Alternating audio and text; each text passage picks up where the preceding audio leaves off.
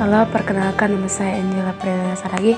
Ini adalah tugas pendidikan dasar IPA saya, yaitu membuat video dari modul 3. Andaikan aku bisa melayang jauh, berteman langit lepas. Terkadang kita lupa, dunia ini tak akan selamanya menunggu kita menaklukkan ragu, beranikan diri. Kan ku kejar mimpi dan ku terbang tinggi.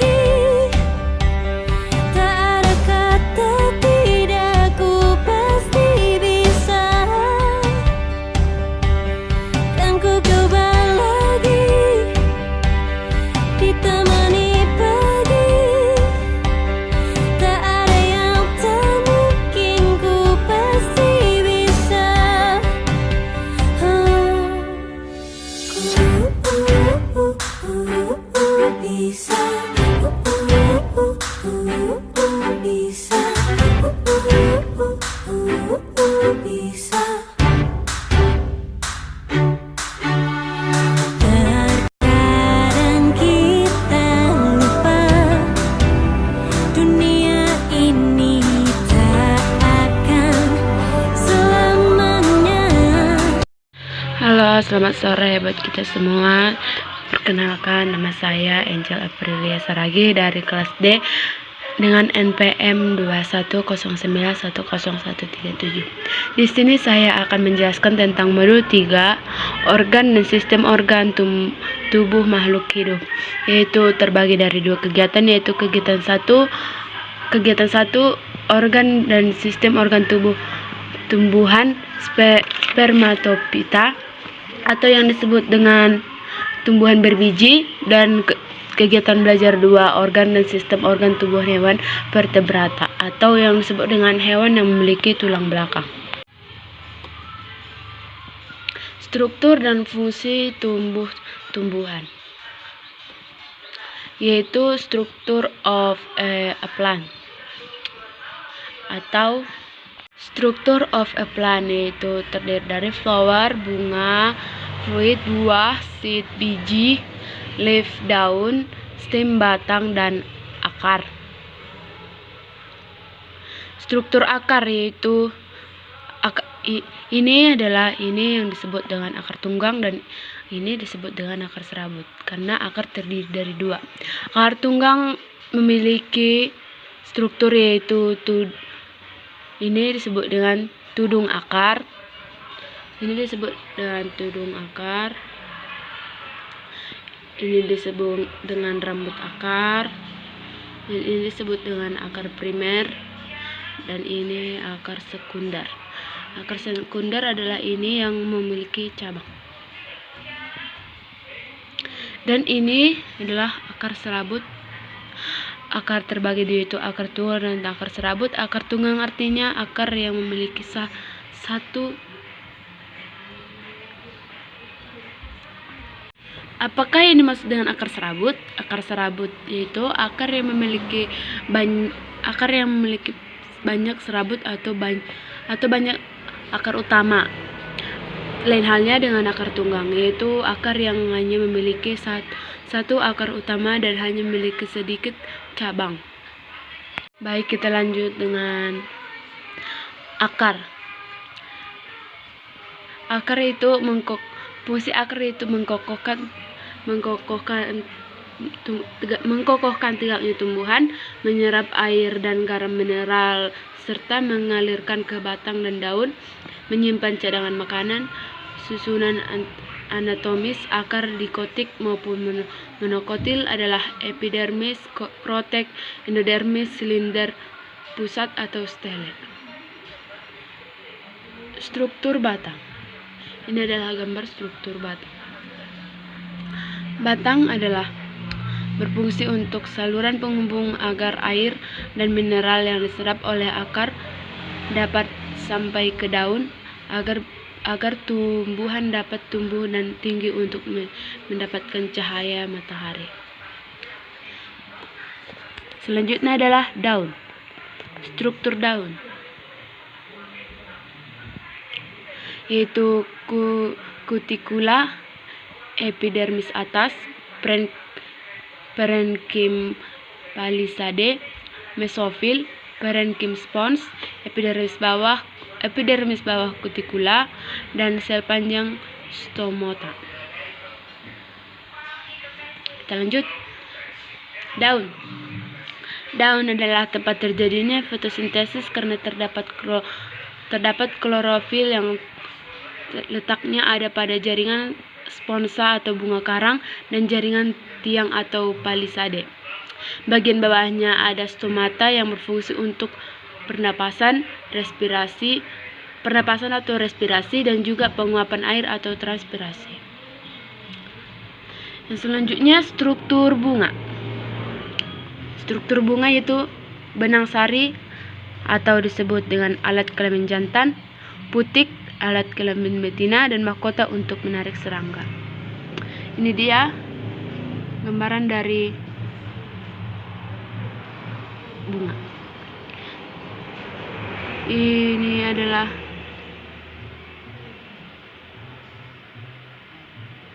adalah mahkota bunga. Ini adalah kepala putik. Ini adalah tangkai putik. Ini adalah ovarium. Ini adalah putik. Dan ini adalah kepala sari. Ini tengkorak sari. Bisa disebut ini berdua dengan benang sari. Ini adalah ovum. Dan ini ada dasar bunga. Dan ini kelopak bunga. Baik, kita lanjut. Bunga merupakan alat reproduksi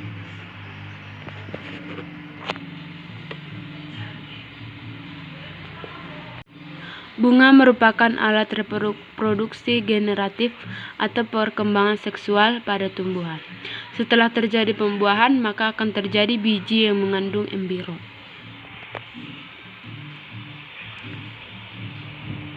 Kita lanjut dengan sistem organ pada tumbuhan. 1. Sistem pernapasan pada tumbuhan. Tumbuhan juga menyerap O2 untuk pernapasannya. Umumnya diserap melalui daun atau stomata. Pada keadaan aerob, tumbuhan melakukan respirasi aerob. Bila dalam keadaan anaerob atau kurang oksigen, jaringan melakukan respirasi secara anaerob. Respirasi pada tumbuhan pada dasarnya sama dengan hewan, namun juga ada kekhasannya. Proses respirasi pada dasarnya adalah proses pembongkaran zat makanan sumber energi atau umumnya glukosa untuk memperoleh energi kimia berupa ATP. Namun demikian, zat sumber energi tidak selalu siap dalam bentuk glukosa, melainkan masih dalam bentuk cadangan makanan, yaitu berupa sukrosa atau amilum. Karena itu zat tersebut harus terlebih dahulu dibongkar secara hidrolik. Demikian pula bila zat cadangan makanan yang hendak dibongkar setelah lipida atau lemak atau protein. Baik, kita lanjut dengan sistem organ pada tumbuhan. Sistem organ pada tumbuhan, glucose stored in the plant and used of a plant, yaitu daun, oksigen, matahari, karbon dioksida. Sistem fotosintesis. Pada dasarnya, fotosintesis merupakan kebalikan dari pernapasan. Proses pernapasan bertujuan mencegah mencegah gula menjadi karbon dioksida, air, dan energi. Sebaliknya, proses fotosintesis merupakan reaksi atau menghubungkan karbon dioksida dan air menjadi gula dengan menggunakan energi cahaya matahari. Proses fotosintesis pada umumnya hanya berlangsung pada tumbuhan yang berklorofil pada waktu siang hari, asalkan ada sumber cahayanya. Baik, kita lanjut. Struktur dan fungsi pada hewan. Sistem organ pada tumbuhan hewan. Baik, ini dia. Yaitu melon, brain atau otak, lung, lambung, esophagus, heart, stomach, dorsal fin, kidney, liver, filiper, anus, dan flukes. Sistem pernapasan pada hewan. Ya. Alat respirasi pada hewan bervariasi antara hewan yang satu dengan hewan yang lainnya. Ada yang berupa paru-paru, insang, kulit, trakea, dan paru-paru buku.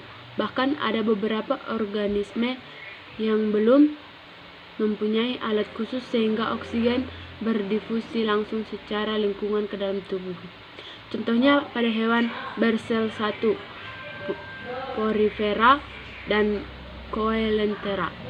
Pada ketiga hewan ini, oksigen berdifusi dari lingkungan melalui rongga tubuh. Organ respiratorius merupakan organ yang menyediakan tempat untuk pertukaran gas antara darah dan atmosfer, dan dalam batas-batas tertentu meningkatkan kualitas udara yang diinspirasi dan mengatur pengalirannya. Sistem respirasi dimulai dari nostril atau lubang hidung atau nares anterior, kafum nasi, faring, laring, trakea, dan paru-paru. Kita lanjut dengan sistem organ pada tubuh hewan. Ini dia sistem organ pada tubuh hewan. Sistem pencernaan pada hewan.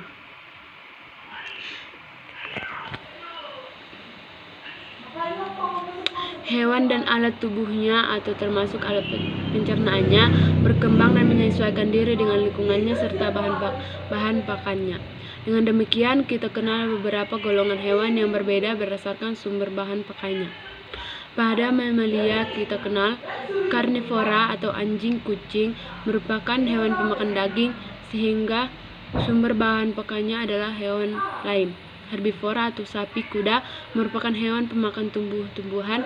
Dalam golongan herbivora ini dibedakan golongan herbivora berlambung tunggal atau kuda keledai dan herbivora berlambung kompleks atau ruminasi atau sapi kerbau. Omnivora atau babi merupakan hewan pemakan segala bahan pakan yang berasal dari hewan atau tumbuh-tumbuhan. Rentina atau selaput jala sebagai penangkap bayangan benda. Rentina mengandung reseptor yang peka terhadap cahaya, yaitu sel batang atau bacillus, berfungsi pada cahaya suram dan tidak mengenai warna. Sel kerucut atau konus berfungsi pada cahaya terang dan mengenai warna. Lanjut, telinga. Telinga adalah organ yang peka terhadap suara. Telinga terdiri dari telinga luar, telinga tengah, dan telinga dalam. Ini dia gambar dari telinga. Lanjut, telinga luar. Telinga luar terdiri atas 1 daun telinga, 2 lubang telinga, dan 3 gendang telinga.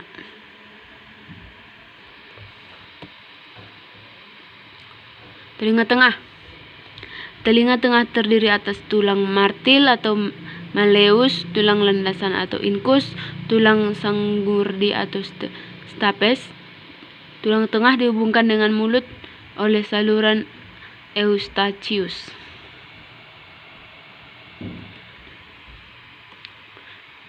Telinga dalam. Telinga dalam terdiri atas rumah siput atau koklea, 3 saluran gelung atau kanalis semicircularis. Koklea berfungsi dalam penerimaan suara. Saluran gedung berfungsi sebagai alat keseimbangan. Kulit adalah alat indera yang peka terhadap rangsangan berupa sentuhan, tekanan, sakit, panas, dan dingin. Ini dia gambar kulit.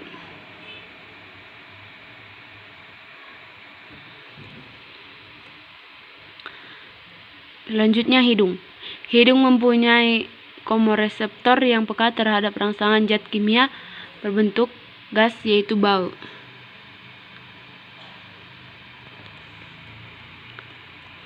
Selanjutnya lidah. Lidah memiliki komoreseptor yang peka terhadap zat kimia yang larut dalam air. Permukaan lidah kasar karena dipenuhi tonjolan-tonjolan yang disebut papila. Di celah-celah papila terdapat kuncup-kuncup pengecap dan 4 kuncup pengecap, yaitu pengecap manis pada ujung lidah, pengecap asin pada tepi lidah, pengecap pahit pada pangkal lidah, dan pengecap asam pada tepi lidah bagian belakang. Baik, sampai di sini saya ucapkan terima kasih. Kita lanjut. Sistem organ pada tubuh hewan. Sistem gerak pada hewan. Gerak aktif dilakukan oleh otot, sedangkan gerak pasif dilakukan oleh tulang. Otot sebagai alat gerak aktif pada hewan dan manusia memiliki 3 jenis berdasarkan struktur dan cara kerja dari masing-masing otot. Sedangkan tulang terbagi menjadi 2 jenis berdasarkan struktur yang menyusunnya pula. Otot pada hewan dan manusia dibangun dari jaringan otot. Pada masyarakat awam, otot lebih dikenal dengan sebutan daging atau urat. Sedangkan tulang merupakan jaringan ikat yang dibangun dari sel-sel tulang, berperan sangat penting dalam proses pembentukan darah. Baik, kita lanjut. Sistem organ pada tubuh hewan. Ini dia sistem organ pada tubuh hewan.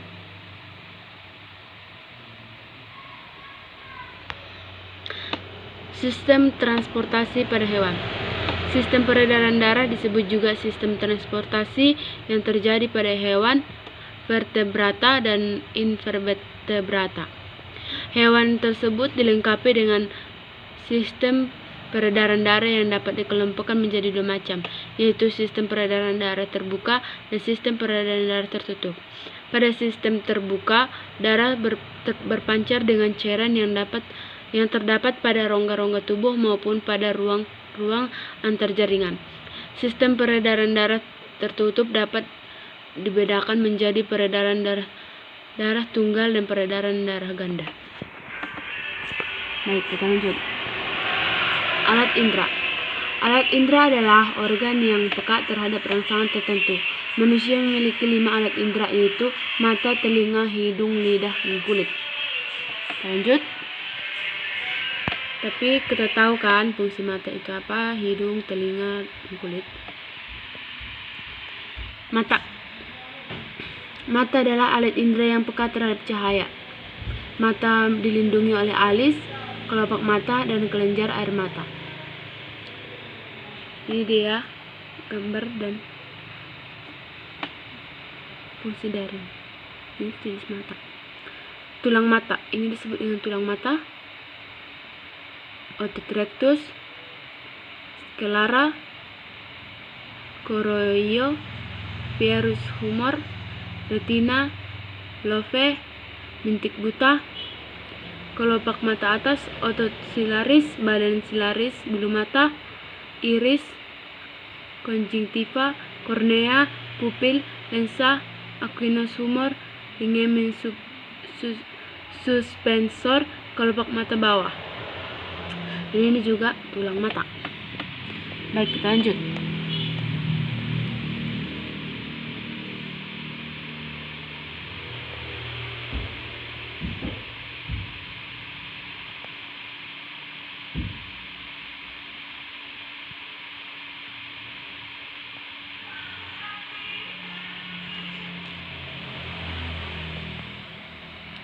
Mata dinding bola mata terdiri dari 3 lapisan, yaitu skleral, choroidea, retina. Skleral adalah lapisan terluar keras dan berwarna putih atau putih mata. Bagian depan lapisan ini menonjol dan disebut dengan kornea. Kornea merupakan lapisan kedua, mengandung banyak pembuluh darah. Bagian depan lapisan ini sedikit terbuka dan disebut dengan pupil. Sel-sel choroidea di sekitar pupil mengandung warna yang disebut iris. Lensa mata terletak di belakang pupil, berfungsi membentuk bayangan benda. Lensa mata membentuk cembung dan lentur. Retina atau selaput